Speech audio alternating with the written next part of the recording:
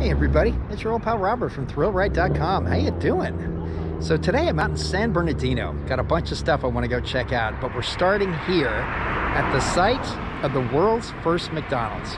Now this is currently a free museum that's owned and operated by the owners of a fast food chain out here called Juan Pollo, I believe.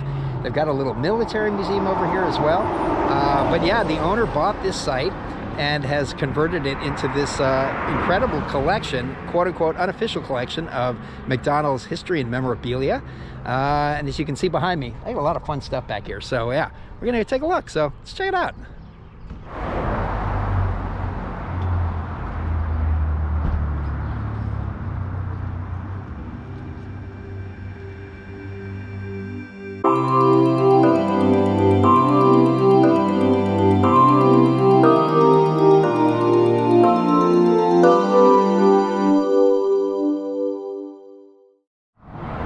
So yeah, there you go. It's an official landmark on historic Route 66.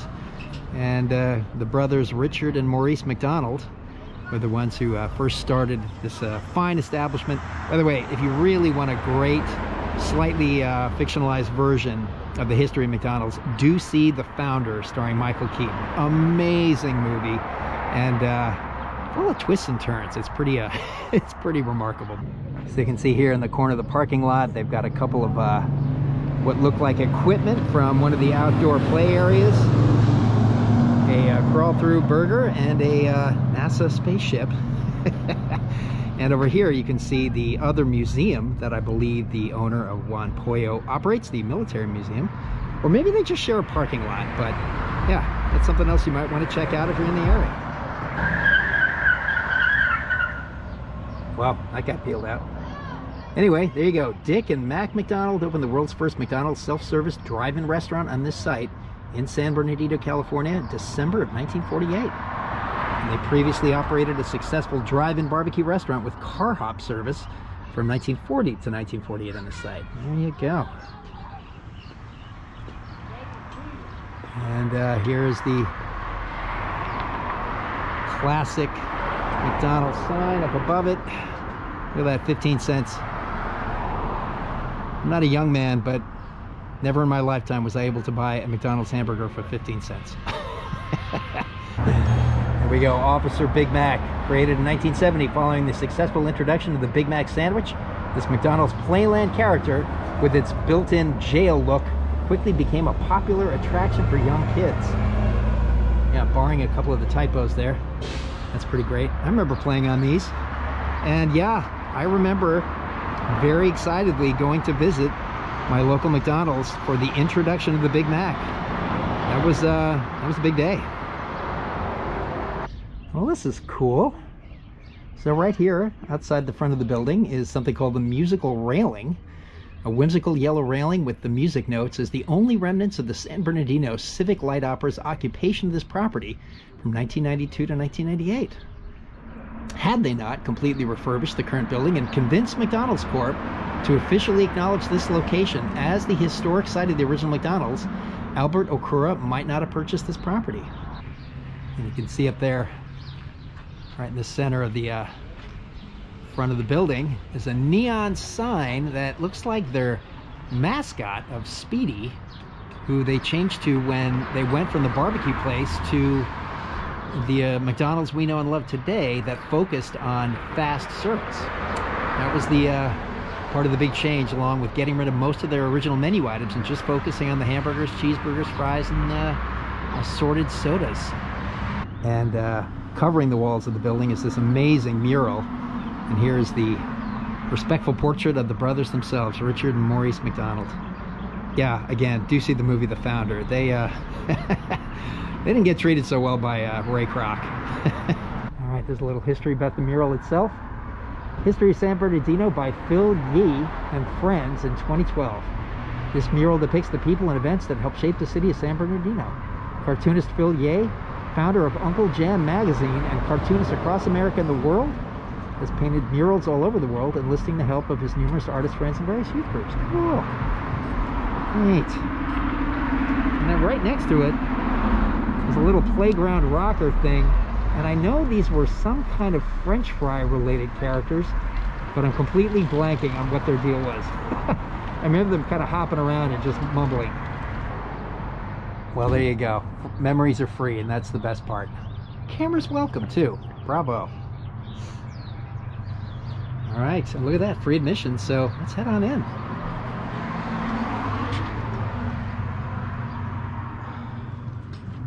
All right, there he is, the man himself, Ronald. And one of the Playland trees. Oh yeah, fantastic. And the back side of that tree, classic funhouse mirror, love it.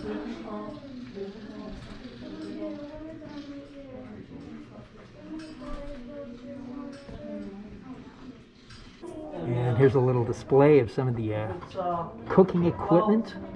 Used to be used, an electronic fry basket, a potato press cutter, original grill scraper, a mustard and ketchup dispenser, and of course a couple of classic napkin dispensers. So wherever we go, we end up getting one. Oh wow, and up here, the original menu for the barbecue establishment. They opened in the 1940s. Wow. Well, this is a character I don't remember, Captain Crook. Who it says here was first introduced in July of 1970 as part of the unofficial debut of McDonald Land, and was akin to the Hamburglar, but instead of burgers, he was looking to steal filet-of-fish sandwiches. Kind of makes sense. Pirate, lived on the sea, he likes the fish. Look at that. I don't ever remember getting a McDonald's pizza. That's incredible. Yeah, look at that. Pizza, pasta, chicken. I mean, you know, over the years they've introduced a lot of different kinds of food options, and some come and some go. So there's the secret to their success. They revolutionized the hamburger industry by mass producing burgers, so every hamburger was identical in quality and taste. Instead of cooking one burger at a time, they cooked 20. That changed the food service industry forever. Oh, I love this. Here's some famous celebrities who once worked at McDonald's. Andy McDowell, Pink, Rachel McAdams, and Keenan Ivory Wayans. Awesome. I guess Kevin Smith's been here to check it out. That's awesome. And look at that. They made some sort of animated adventures. And I guess the one is called The Legend of Grimace Island. Yeah, if you were ever a kid who collected Happy Meal toys, you're going to want to check this place out. There's a ton of them in here. Lego, Hook, all kinds of branded merch. Fantastic. That Hamburglar reminds me very much of, what was the villain's name in The Incredibles? Anyway, I think they may be related. Well, there you go. Here's a little write-up about the movie The Founder, and a shirt that was actually worn in the film. Nice. Oh, some more movie props down here. The Shake Multi-Mixer. Cool. And of course the formula or the methods for making milkshakes, it's a big issue in the movie. So they recreated a lot of the original serving items like burger wraps and French fry bags for the films. That's cool. Look at that, an original grill scraper. There's a hat autographed by the cast, and yeah, there's Michael Keaton on the DVD cover. Oh, and I love these cups. That is so great. I'm not a huge McDonald's fast food guy. I mean, I'll go on occasion, but I would definitely buy these cups if they made them available. I never remember seeing these wacky glasses drinking straw, but that's pretty cool. 10-year-old me would have killed for one of those. Yeah, Happy Meal toys, a very big part of the interior exhibit, and yeah, 102 Dalmatians.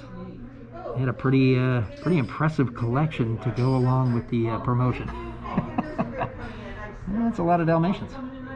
Yeah. See, even octopi love McDonald's. Yeah, I am too tall for the ball pit. Bummer.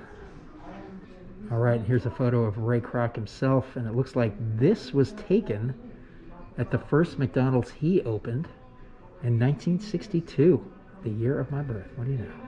Now this is cool. Here are some actual physical remnants, the tiles that appeared from Ray Kroc's McDonald's. It looks like some old fry cookers. Ah, neat. Now this is cool. Here's a display case of memorabilia from McDonald's all over the world. You got Finland, Sweden, Germany. Yeah, this is a global entity. Really, it's kind of hard to believe when you think about it how much this company changed the way the world consumes food. It's really remarkable. Yeah, Ukraine. 2 shells for Germany. I guess it was pretty popular there. That's neat. And then getting down here to Russia. Wow. Condensed borscht. I can't believe that hasn't made it big here in the States. And here's a little Japan section. When I was in Japan, I think I ate a Burger King burger, but I did not get into a McDonald's franchise over there. I will not make that mistake the next time I get to Japan. Oh yeah, and of course, you gotta believe a lot of Hello Kitty merch in their Happy Meals. Yeah, nice. Oh. Bullet Train toys, yeah, want badly. So it looks like in this shelf celebrating China here, we've got a New York, some kind of New York burger. This looks like a veggie burger of some kind. And then a German chicken sausage burger. And look at this down here, an Italian pepperoni chicken burger. And they got a real international set of flavors going on in the China McDonald's. Nice. Oh man, Hawaii. It looks like they featured at one point hamburger steaks. Dang.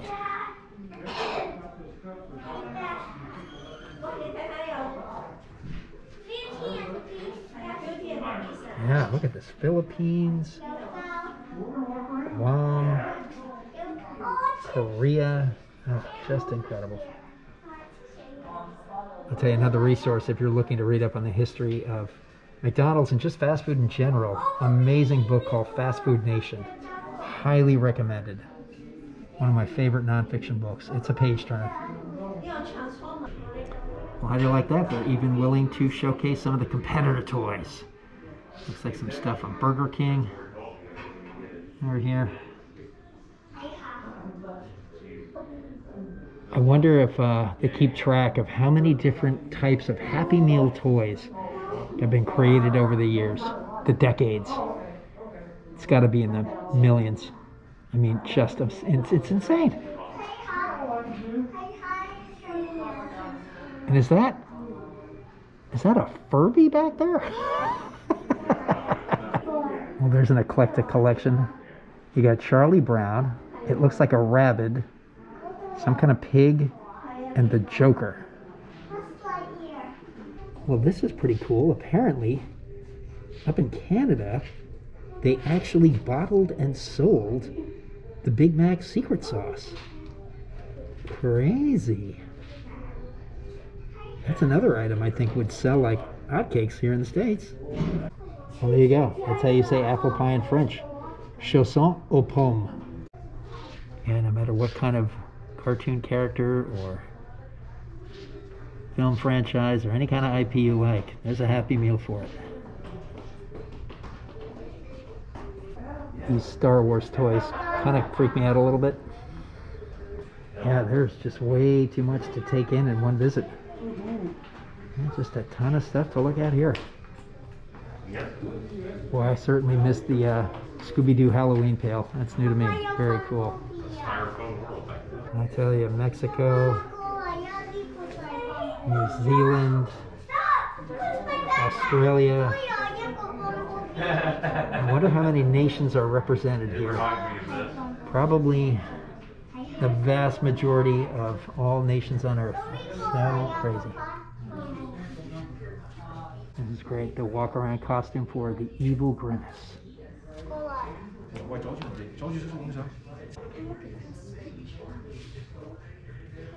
Is there any place the McRib sandwich is now popular? So I got to give a big shout out to my friends Daryl and Deanna, who are collectors of Coca-Cola memorabilia, and they've got a nice little corner of stuff here. Really beautiful. I love that old Flying A gas station pump, the Big Buster Ronald. And here's some older Coca-Cola, like a Tombstone soda fountain, and a Coca-Cola computing scale. Oh, neat. And look at this register. Oh, wow.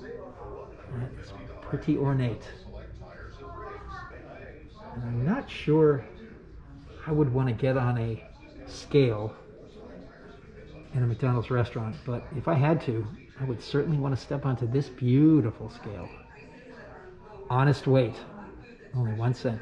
You can see that there, that old Coca-Cola bottle dispenser, and this fabulous Wurlitzer from the 1930s. Oh, wow. Yeah, that's great. I've never seen any kind of music device in a McDonald's. I wonder how long that lasted. All right, there you go. Here's some more Happy Meals, and yeah, the Moonhead guy was part of their Mac Tonight campaign. All right. There's a whole case where they've sort of put out toys in display based on the year of their release, and it just is kind of mind-blowing how much merch is in here. It's like walking through a toy store. That's pretty cute, little kid's high chair. And according to the sign, this is a 1970s era relic. Is that some sort of very artsy interpretation of the Hamburglar? I don't know, but I like it. That's pretty cool. Yeah, remember when lunchboxes were made out of metal? I used to have a whole bunch of these, and it kills me that I no longer do, because I'm sure some of them might actually have been worth a little bit more than their original retail value.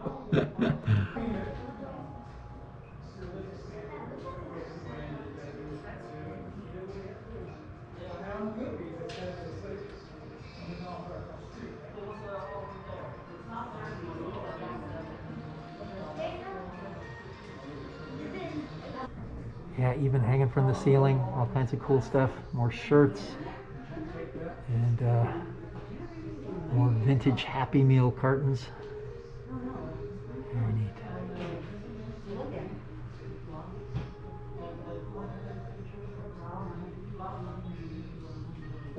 Oh man, I love that movie poster. Very elegant. That is great. Seriously, I know I've said it too much already. See this movie, it's so good. And I love this little play place merry-go-round. That is really fun.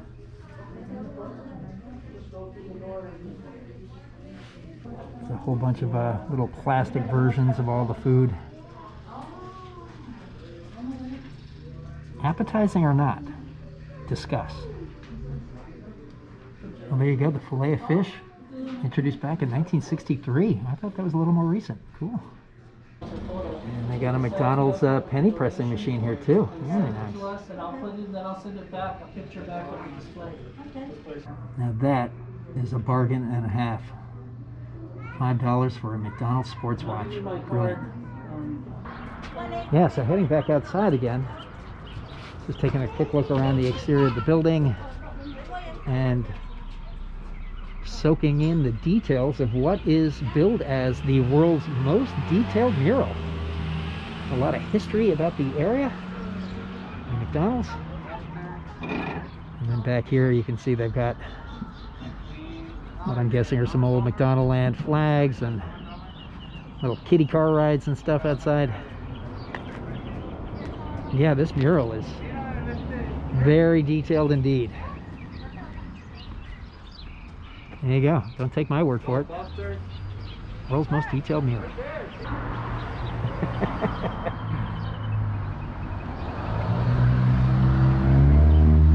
Yeah, it's too bad dinosaurs didn't really have that kind of instruction manual back then. Well, there's a little Peanuts history I did not know about. Spike, Snoopy's brother, lives in Needles, California, and Charles Schulz, the creator of Peanuts, also lived in Needles from 1928 to 1930. I'll be damned. Well, there's a little nod to Cars. Groovy, man. Yeah, I don't remember McDonald's ever serving hot dogs, but I sure got a big fiberglass one back here. And you got this big mural on the back. I don't know if this is part of the mural that surrounds the rest of the building, but I definitely like the humor and style here too. Yeah, there's a little mashup for you. Fred and Scoob hitting the road together. And yeah, definitely dig the Plymouth Roadrunner. That's awesome. Okay, there's a little bit about the history of Juan Pollo. Opens first location in Ontario, California in 1984. And then in 1998, founder Albert Okura moves his offices to this spot where the McDonald brothers started an empire in 1940. Neat. And of course, parked out in front of it, also a little bit car-ized, but nothing less than the Mystery Machine. Zoinks. Yeah, not sure. I guess the chickens are part of Juan Pollo. But there they are, standing guard over the 75th anniversary banner, celebrated in 2015.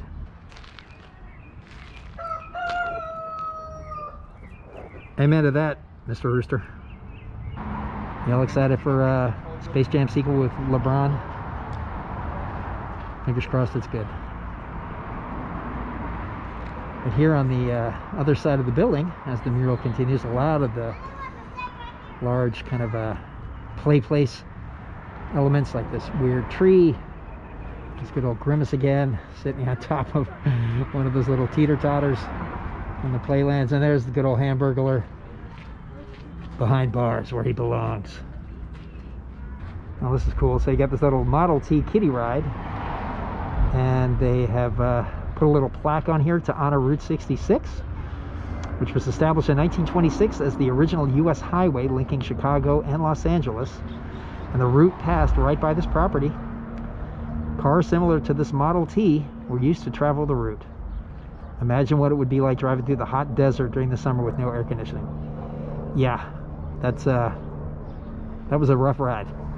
It's funny, that great San Bernardino High School sign is just right down the road from this establishment. Only 10 cents to ride the big Bronco. It's a pretty good deal. Although, poor fellow looks a little worse for the wear. I think he's got mange or something. So a little shout out to Edith Head, famous Hollywood costume designer, born in San Bernardino in 1897. Wow. And she won 8 Academy Awards. Yeah, a legend. Look at that. Mick Jagger and the Rolling Stones had their first U.S. appearance in the local Swing Auditorium in 1964. Dang. All right, I think that is going to bring this one to a close. As always, thanks for coming along. And if you are a fan of McDonald's or Route 66 history or local San Bernardino history, I would recommend this without any reservations. Super fun, and it's free. I mean, what a deal. So yeah, come take a look when you get a chance, and we'll catch you in the next one.